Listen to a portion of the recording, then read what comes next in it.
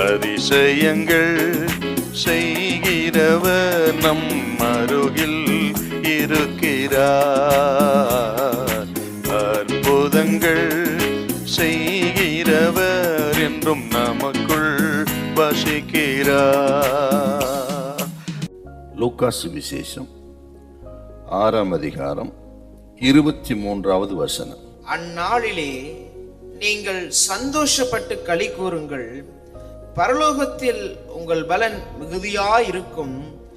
அவர்களுடைய பிதாக்கள் தீர்க்கதரிசிகளுக்கும் அப்படியே செய்தார்கள். ஆண்டவர் சொன்ன வார்த்தை, சந்தோஷப்பட்டு களி கூறுங்கள். நாம் கிறிஸ்து இயேசுவின் நிமித்தம், ஆண்டவர் நிமித்தம் தள்ளப்பட்டு, துன்புறுத்தப்பட்டு, தவறாக புரிந்து கொள்ளப்பட்டு, அற்பமாய் எண்ணப்படும் பொழுது அந்த சூழ்நிலைக்கு கர்த்தர் நமக்கு சொன்னதுங்க. நம்மை துன்பப்படுத்துகிறவர்கள், வேதனைப்படுத்துறவங்க, அற்பமாய் எண்ணுகிறவர்கள் யாராவது இருக்கலாங்க.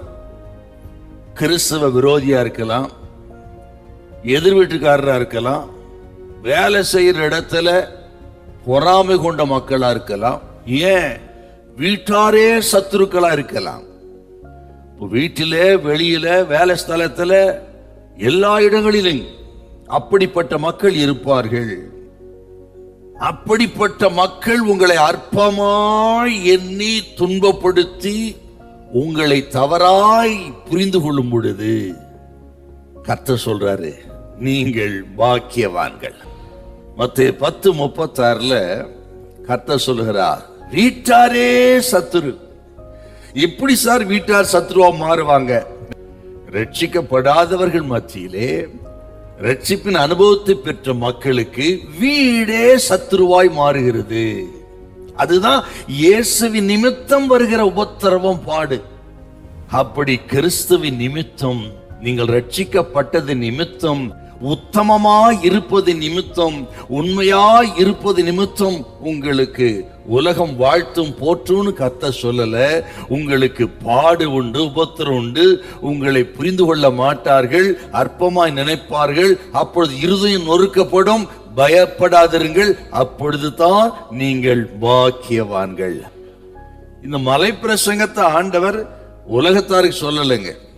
வாசிப்பார் 2 பகுதியிலும், சீசர்கள் இயேசு விடத்தில் வந்தார், அவர்களுக்கு போதித்தார் என்று சொன்னால் யாருக்குன்னா நமக்குத்தான். கர்த்தருடைய பிள்ளைகளுக்காக சொன்னது தாங்க இந்த மலை பிரசங்கம். அப்படியானால் ஒருவேளை இந்த நேரத்தில் நானும் அப்படிப்பட்ட நிலைமையில் தான் இருக்கிறேன், அநியாயமாய் பகைக்கப்படுகிறேன், முகாந்தரம் இல்லாமல் பகைக்கப்படுகிறேன், என்னுடைய உழைப்பை யாரும் புரிந்து கொள்வதில்லை, தவறாய் புரிந்து கொள்கிறார்களே என்று நொந்து இருக்கலாம். இந்த நாளிலே கர்த்தர் சொல்கிறார், நீங்கள் தான் கர்த்தருக்கு முன்பாக பாக்கியவான்கள். ஆகவே சந்தோஷப்பட்டு களி கூறுங்கள். ஹல்லேலூயா, ஹல்லேலூயா.